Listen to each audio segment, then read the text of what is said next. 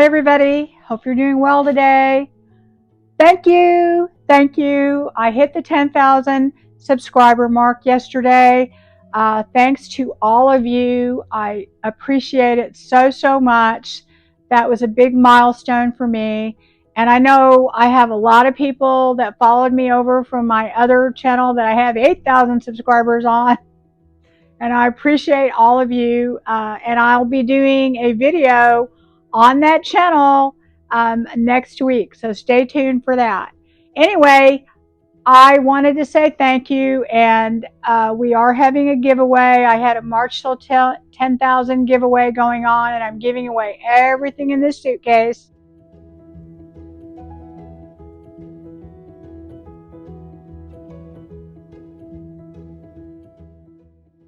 And I will be announcing 2 winners per video, and every video until everything's gone in my suitcase. So anyway, we're going to be doing that during this video, but what this video really is all about is not just my hitting 10,000 and not just the giveaways, but I have 3 flips that are all with the new holiday IOD 2025 release. So stay tuned for that, and I'll be talking about all that other stuff during the video. So sit back and enjoy, and thank you. All right, let's get right into it. Project number 1. I have an antique sewing machine drawer box, and I am putting these little feet on them. They're really wooden knobs that I bought off of Amazon. I use them a lot when I make risers. Anyway, I am gluing them on with some CA glue. It's just a super glue gel that has a spray, and I'm putting a lot of glue on there. This stuff holds extremely well. It bonds to anything. Normally I would use Tight Bond and let it sit overnight, but I am trying to get all this done in one night. Okay, so now what I'm doing is I am going over these feet with Amber Honey Glaze by Paint Couture, and the reason I'm doing that is I'm trying to match the color, reasonably close to what the box already is. At this particular time, I'm not sure if I'm going to leave them dark or if I'm going to paint them. But if I distress them back, I do want it to be the same color brown. So now what I'm doing is I put some alcohol on this. It had a sticker on it. I bought this at an antique store for $10, and it had a sticker on it. So alcohol does a great job of getting stickers right off and all the residue with it. I'm cleaning it out really good with alcohol. I clean a lot of things with alcohol. It does a good job. So now what I'm going to be doing is I'm mixing up some milk paint. And I am going to mix my own little custom color. This is Cheshire by Sweet Pickens. It is one of the bespoke Jamie Ray colors, but it's a little bit too light for what I want. So I am going to be also adding another color to this. It is in a pickle. It is a little bit darker and brighter green. And what I'm going to do with that is I'm just going to go ahead and mix that up pretty good. I decide I need my little whisk later because it kind of mixes it up a little bit better. And then I mix it and I let it sit for about 10 minutes.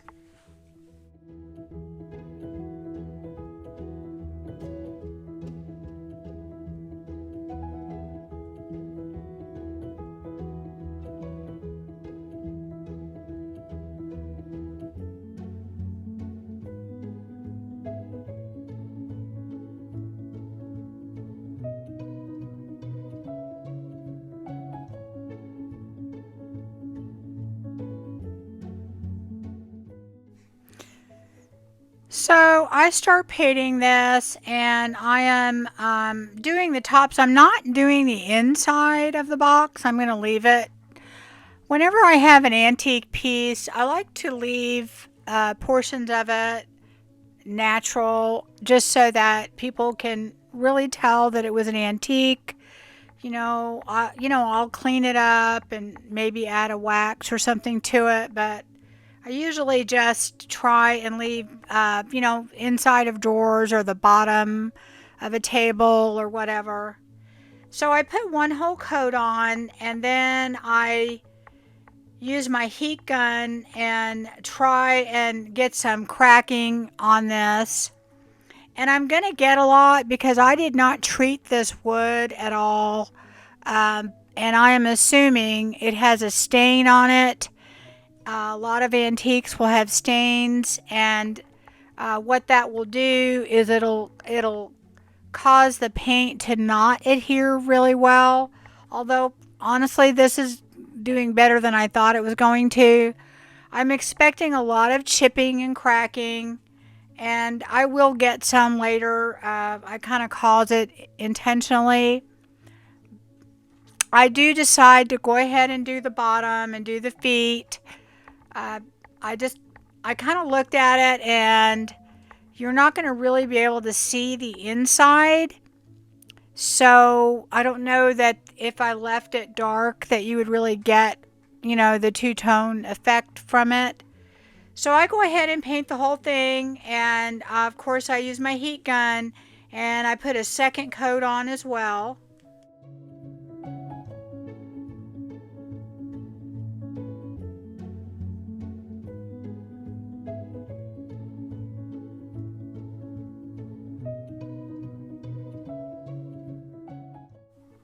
After both coats are dry, I take my sandpaper and start sanding off all of the rough pieces that are going to flake off. And there's going to be a lot. There's a lot of loose paint on there.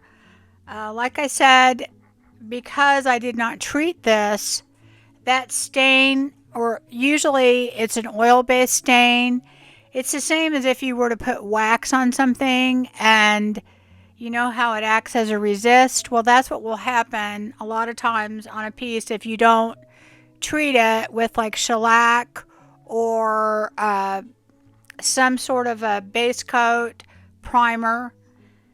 But I knew it was going to do that. I just sprayed it with my 50% clear coat and water, and I let it dry. And now I'm going to sand off any residual pieces that are chipping. That clear coat and water will reactivate the milk paint again, but at the same time it will seal it to when it dries. No more the chipping will stop, because basically you glued it together, and it's not going to chip off anymore. But it will cause more cracking and crazing because it's a water-based product. And then when it dries, you just sand it off, and then it kind of stops the chipping and cracking. And now what I did is I took In a Pickle and I put some Cheshire in it. So this batch of milk paint is going to have more In a Pickle and less Cheshire. What I usually do when I'm trying to make a piece look authentically old is I don't just put one color of milk paint on. I will usually put a couple because I want it to have layers. If you ever look at a really old piece, it's not going to have just one color. Usually, it's going to have layers of paint. So I try and pick paint that is similar in color but not the same, and have enough of a difference that you will be able to see it when it's dry.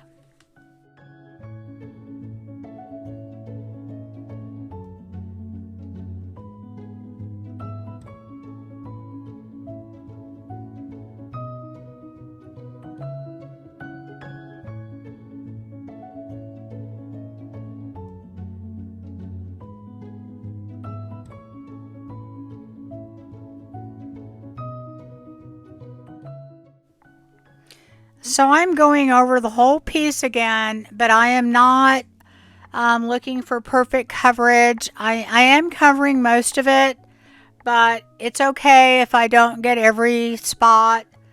And then I will take my heat gun and go over it, and it will crack and chip, but not nearly as much as it did before, because that clear coat that I put on um, will act as a barrier, and it will keep it from cracking nearly as much.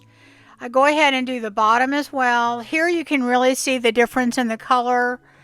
It's not a huge difference, but there's enough of a difference that when this dries, you'll see different shades. And when it's completely dry, I go over it again and completely just sand the whole thing down. And I will go over this one more time with my clear coat and water mixture, let it dry and sand it before we go on to putting the inlay on that we're going to be doing. And as you can see, it's not nearly as chippy as it was before. And you can definitely see in this picture the two different colors together and how authentically old that makes that piece look. It definitely has just different shades of green. So now what I'm doing is I'm cutting pieces of the new inlay set from the Holiday 2025 release. And it's La Folie or La Folie. I'm not sure how you pronounce it. And I'm cutting out pieces that can fit on this.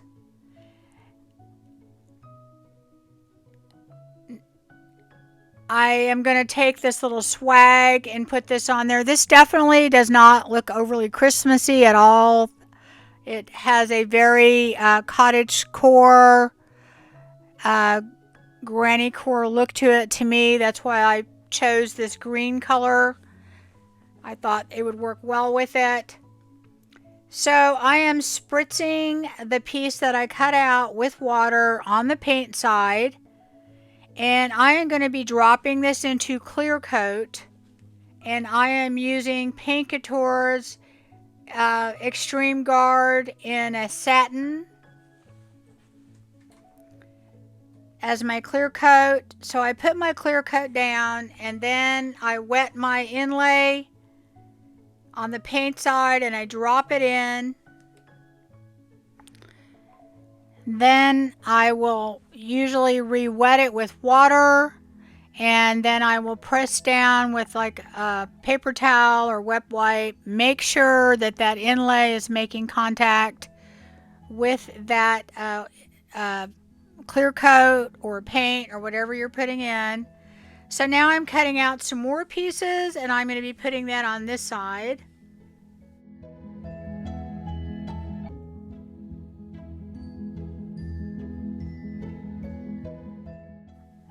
So now I'm taking my Extreme Guard Satin by Paint Couture, and I put a healthy amount on. You do not want to put it on like you would just normally put clear coat. You want to put a little bit extra. And I wet the paint side of my inlay, and then I drop it down where I want it. You do have some time to maneuver. If you haven't pressed it down, you definitely can move things around a little bit because that paint's not activated yet. And then of course I put my other little pieces that I'm going to put on the side. And of course I wet them on the paint side. I put them down. And then I take a paper towel and kind of smush them in there and make sure that they are, making good contact with whatever you're transferring it to. So I go over it one more time and make sure everything is making good contact with the clear coat. I've got this one piece left in the front where the handle was. I didn't show you the handle earlier. I'm going to actually put two different pieces on that because the handle goes in the middle, and I want you to be able to see a little bit of it. This is actually a very beautiful inlay set. It has some Christmas pieces to it. Definitely look at my last video, and I did a flip through of all the pages.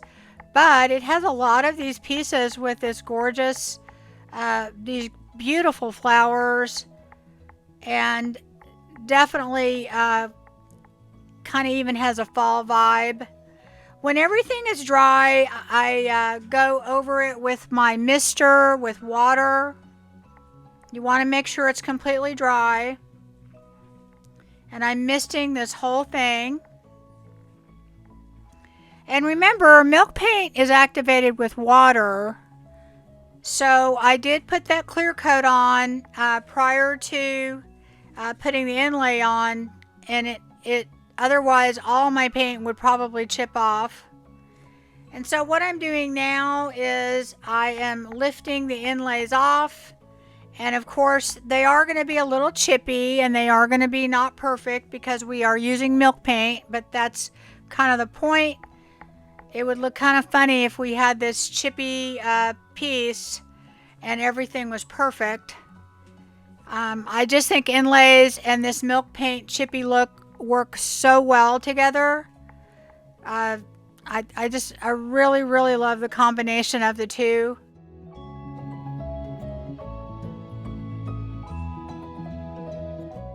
White that you see is just the clear coat not being dry all the way.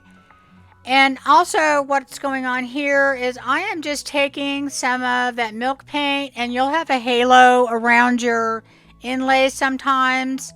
And what that will do is that'll get rid of that halo. So now I took a mixture of Sweet Pickins dark oil wax and its clear wax because I didn't want it as dark. And I'm going over the piece with the dark oil wax all over, and I'm going to let it sit for about 10 minutes and then wipe it back. And I use kind of a swirling motion because I'm trying to get that oil wax into where all the cracks are and the crazing so that it will really show up. I also do the inside of the box as well.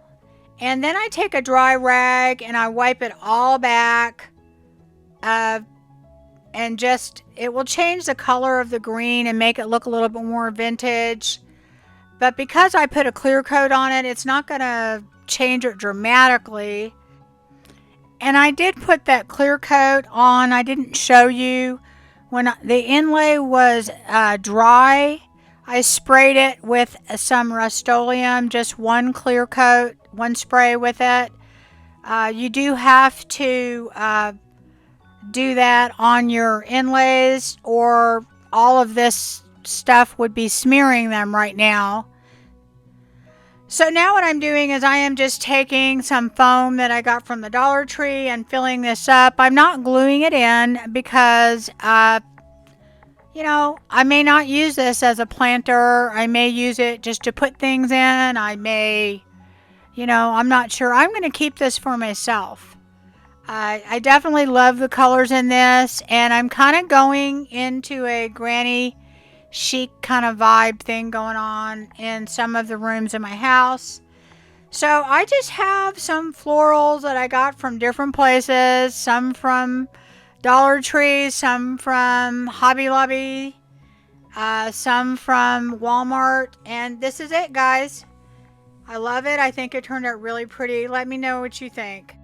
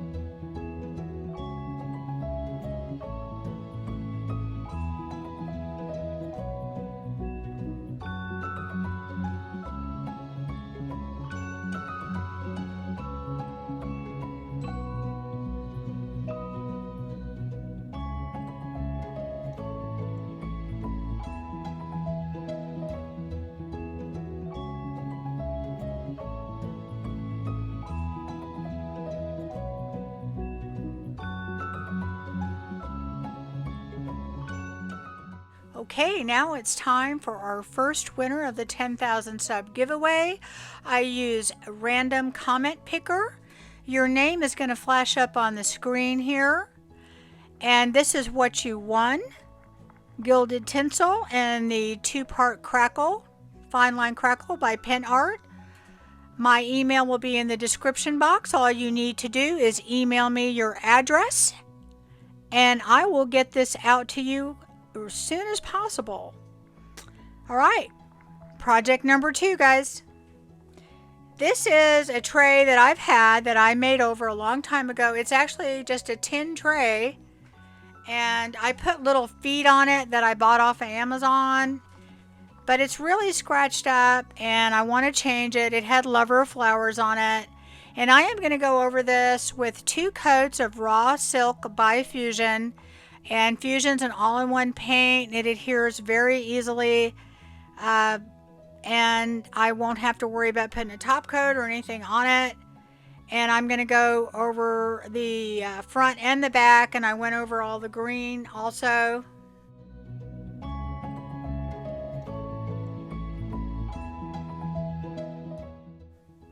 There you can see those little feet. You could buy those on Amazon. And now what I'm doing is I am going over all of that little edging that was green before. I'm going to make it green again, but I'm using Conservatory by Fusion. Again, it's another all-in-one paint. And this is actually a lot easier than you think. I go in as close as I can with the bigger brush, and then I take a small artist brush and I go right up to the edge.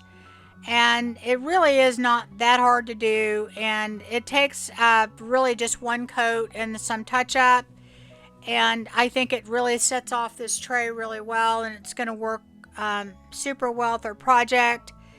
And I paint those little feet with that same conservatory also. And now what I've done is I have picked out part of the new Clementine transfer set. This is probably the most popular one. Well, I don't know. They're all pretty popular, but this is probably the most popular. It has these gorgeous foliage and things in it, and birds and butterflies. It doesn't seem very Christmassy. So you just put your transfer down. This comes off super easy because I used Fusion paint. And now what I'm doing is I'm going over it after I burnished it with a clear coat, and I used Extreme Guard Satin by Paint Couture. And then I took some of that Extreme Guard Satin and I mixed it with Amber Honey Glaze by Paint Couture. And I made kind of a top coat that has a little bit of glaze mixed in. I want to vintage this up a little. I don't want it overly grungy. So I put a lot of it on and then I wipe a lot of it off. And I just try and make it look just a little bit, you know, vintage and antique, but not grungy. So I'll wipe back quite a bit of it. And what this is going to do is this is going to give me a second layer of top coat, but it's also going to vintage this up a little bit at the same time. And I just kind of pounce to make sure on the end that I don't have a bunch of lines everywhere, and just try and make it look naturally old and not overly grungy. And I'm going to do the back as well, because obviously the back would look the same, right? And go through the same process.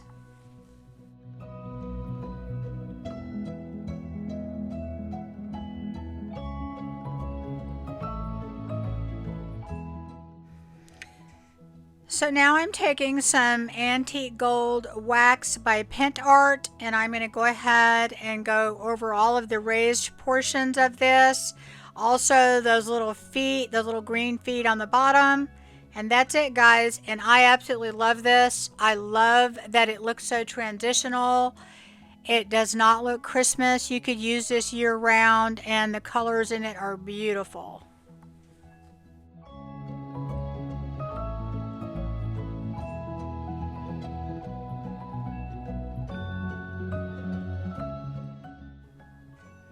Okay, here is winner number 2, and this is what you won.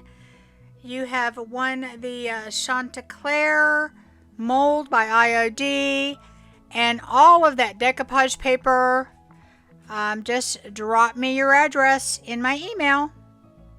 Alright, project number 3. This is a breadboard, obviously. I do a lot of these. I sell a lot of these. And they're always fun to make. So I am mixing up some milk paint so it can set aside because we're going to be using that in a minute. And this is called Truffle by Sweet Pickins. And I mixed it up a little watery, so I end up adding a little bit more to it later. So what I'm going to be doing to this breadboard is I am going over this with my Paint Couture's Amber Honey Glaze. This is a great glaze if you want to, you don't want to get a bunch of different ones and you want to start out with one because it's not too dark and it's not too light. And I'm going to go over this board because this is a bamboo cutting board, which is not very dark in color, but it does have the wood graining in it. And I'm going to go over this whole thing with this Amber Honey Glaze. I'm going to be putting a transfer on one of these sides, and I don't want to use a wax because wax and transfers don't mix. So this is the transfer that we're going to be using. Absolutely gorgeous. And this is Santa's Hollow.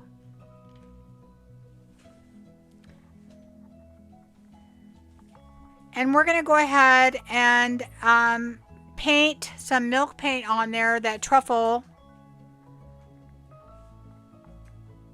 And we're going to go 2 coats. And because I put that Amber Honey Glaze on there, it will chip and crack a little bit, not a lot. If I had put maybe a shellac on it or something, it probably would crack more. But if you don't put any barrier on wood and use milk paint, what happens is the paint soaks into the wood. It doesn't really crack. I did put a little bit of a barrier because a glaze is a top coat. But if I use something stronger like an extreme guard or a shellac or Rust-Oleum, it would probably chip more, but that's okay. I don't really want a lot of chipping. So now what I'm doing, after I put 2 coats on, I am wet distressing my milk paint, and I don't do that very often, but I wanted to show you how easily milk paint distresses. It is a fantastic paint to use if you want it wet distress it. And now after I've done that, I am spraying this with my 50/50 clear coat and water, and then I'm going to go over it with my heat gun.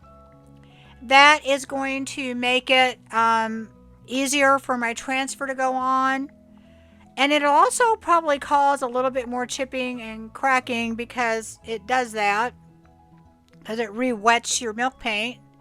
I sanded it off and then I cleaned it with a wet wipe to make sure there's no dust.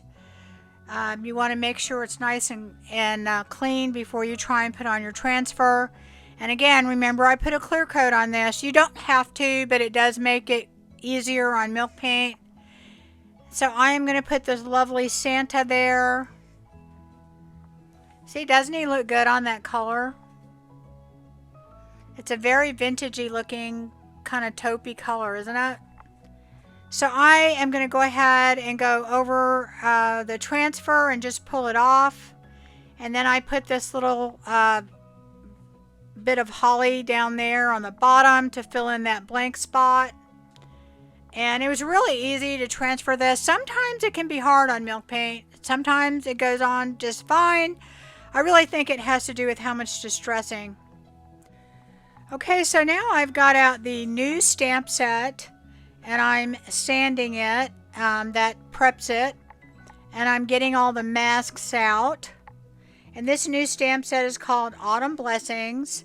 And what I'm doing with the masks that come with it is I use it to kind of let me kind of look and see what pattern I want.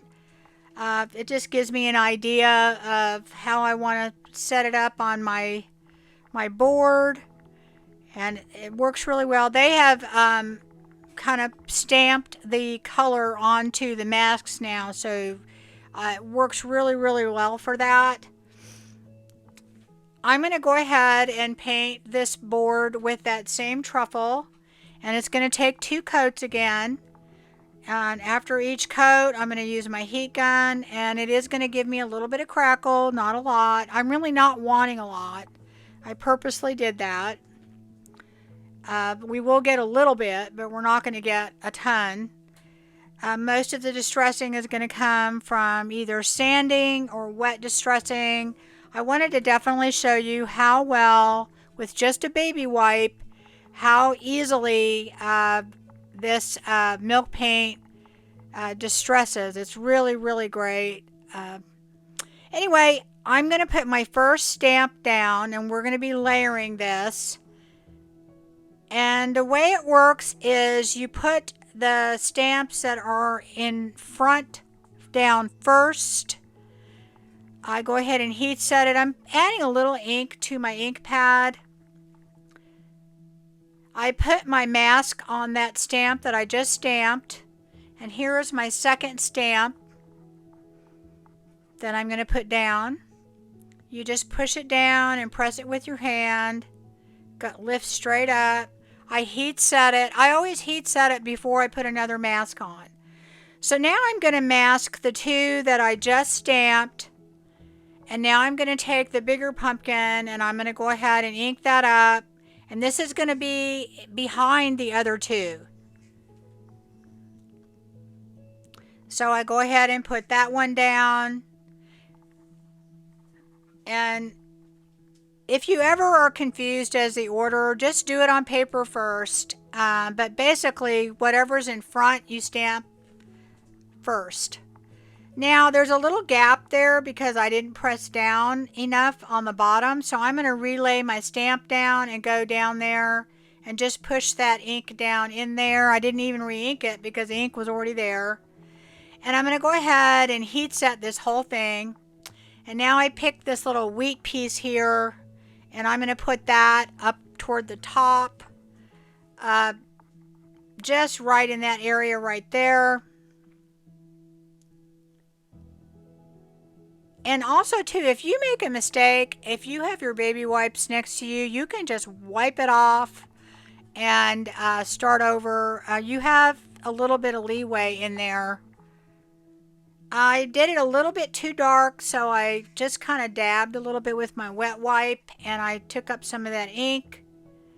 And now I'm going to do, this whole piece isn't going to fit on there, but a good portion of it is, so I'm going to put that on the bottom. And I ink that up.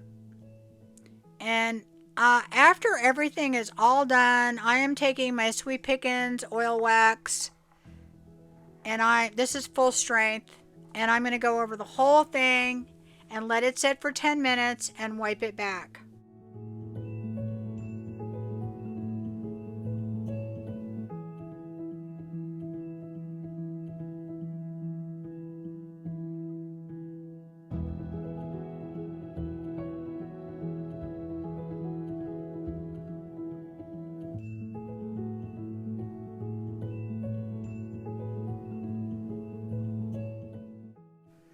I added a little neutral bow, and that was it, guys. I hope you like it, and we're going to play that game. You guys tell me what I changed from what I did in the video, or what I added in the comments.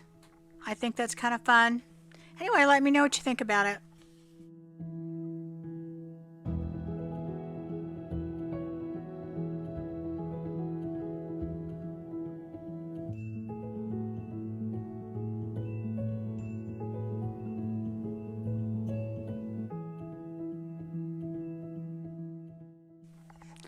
If you're in need of any IOD products, Fusion, Pen Art, Paint Couture, Sweet Pickins Milk Paint, JRV, decoupage papers. You can get that on my website, rehatchdesigns.com. The link will be in the description. $50 free shipping and under $58 flat rate shipping. Also, guys, don't forget that we have another giveaway contest going on, and this is our Lift Up Our YouTubers.